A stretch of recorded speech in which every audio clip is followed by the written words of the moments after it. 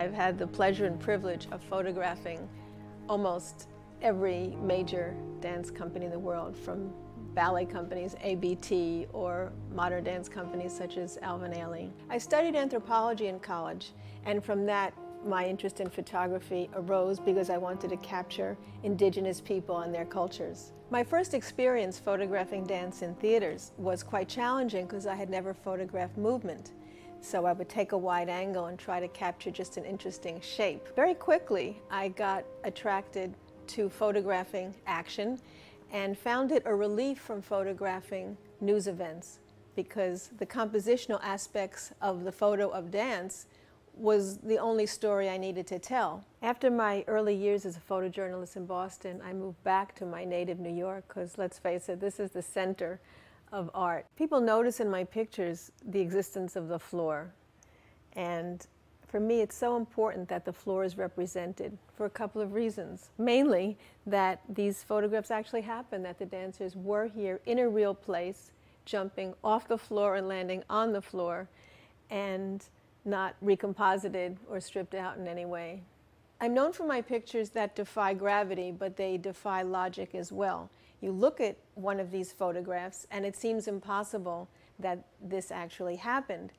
But I'm really photographing a 2,000th of a second, and that's beneath our threshold of perception. So when we look at the photograph, it looks surreal, it looks impossible. But it's absolutely real, and it can only be seen and experienced through a photograph. Prints of my images are becoming increasingly important to me. With the ubiquity of images out there on the web, in all the digital media, in the marketplace, there's just a vast ocean of images. And for me, the actual print can show the subtlety and uniqueness of what I'm trying to capture.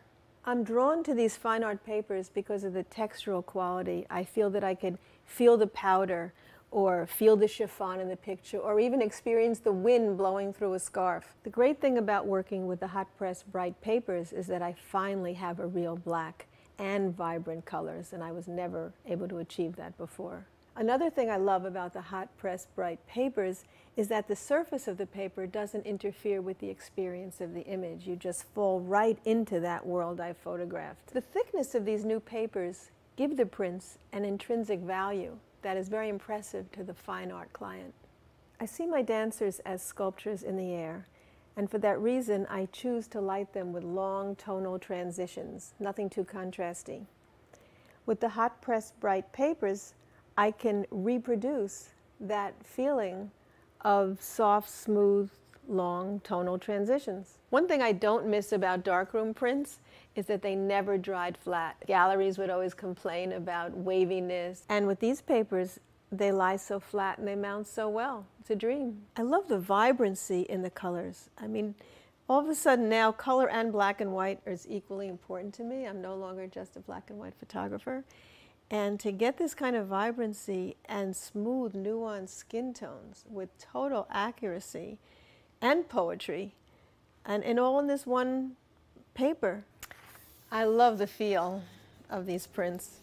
I love touching the paper and just appreciating the depth and richness of the tones. From, I mean, this kind of image goes from extreme highlight to all the black, and I feel I can touch what's happening. The signature on a print gives it its authenticity and gives it its value as a fine art print. This is an age in which things can be infinitely reproduced, but the artist's signature cannot.